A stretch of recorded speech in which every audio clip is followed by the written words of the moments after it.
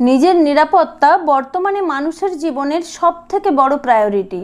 নিরাপত্তার জন্য আমরা সিকিউরিটি লক, সিসিটিভি ক্যামেরা, বিভিন্ন দামি কোম্পানির উন্নত মানের তালা ব্যবহার করার পরেও আমরা মানসিক শান্তি পাই না। সব সময় মনের মধ্যে একটা ভয় কাজ করে, এই বুঝি আমার কোনো ভুলের জন্য নিরাপত্তা হারিয়ে বিপদগ্রস্ত হয়ে পড়লাম। নিজের নিরাপত্তার ব্যাপারে আমরা কখনোই কম্প্রোমাইজ করি না। ঘরের থেকে 2 কদম বাইরে পা রাখার আগে সর্বপ্রথম আমরা দরজায় তালা দিই।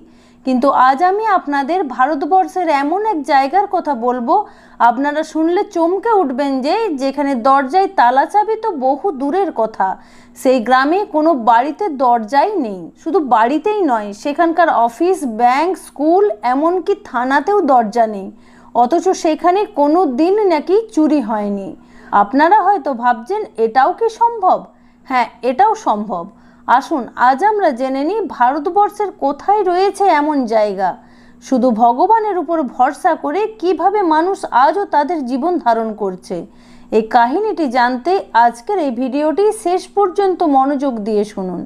নমস্কার, আপনারা দেখছেন আপনাদের প্রিয় চ্যানেল ডিভাইন ডায়েরি, আর আমি সাথে রয়েছি আপনাদেরই প্রিয় বন্ধু পূরবী চট্টরাজ। মহারাষ্ট্রের আহমেদনগর জেলার একটি গ্রাম হলো এই সিগনাপুর। এই গ্রামকে নাকি কর্মফলের গ্রাম বলা হয়। এই গ্রামে কোনো বাড়িতে নেই দরজা। এখানে অফিস, আদালত, স্কুল, থানা কোনোখানেই দরজা নেই। আসুন আজ জেনে নিই এর আসল রহস্য কী। আজ থেকে প্রায় 400 বছর আগের কথা।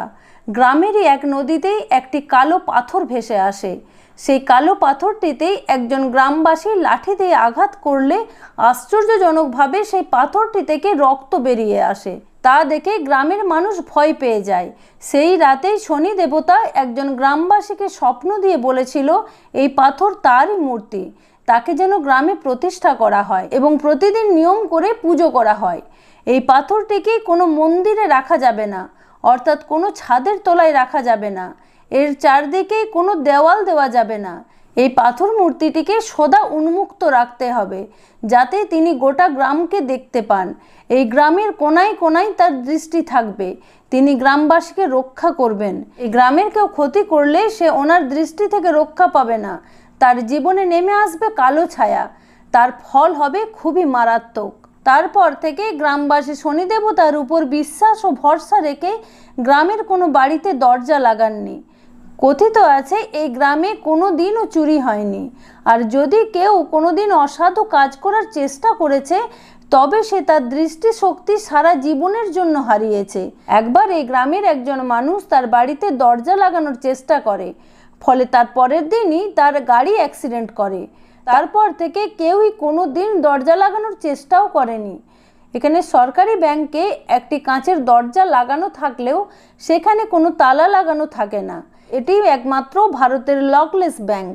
2015 সালে এখানে প্রথম পুলিশ স্টেশন হয়, সেখানেও কোনো দরজা নেই। সবথেকে মজার কথা, এখানকার পুলিশদের কোনো কাজই নেই, কারণ এখানে কোনো দুর্নীতিই নেই। কারোর বিরুদ্ধে কোনো অভিযোগ জমা পড়েনি। বর্তমানে এই দরজাবিহীন গ্রাম দেখতে দূর দূর থেকে বহু দর্শনার্থী ভিড় জমান। ঠাকুরের উপর বিশ্বাস করে যদি একটি গ্রাম পুরোপুরিভাবে পাপমুক্ত হতে পারে, তাহলে সেই বিশ্বাস খারাপ কি? এই বিষয়ে আপনাদের কি মতামত কমেন্ট বক্সে লিখে জানাতে ভুলবেন না।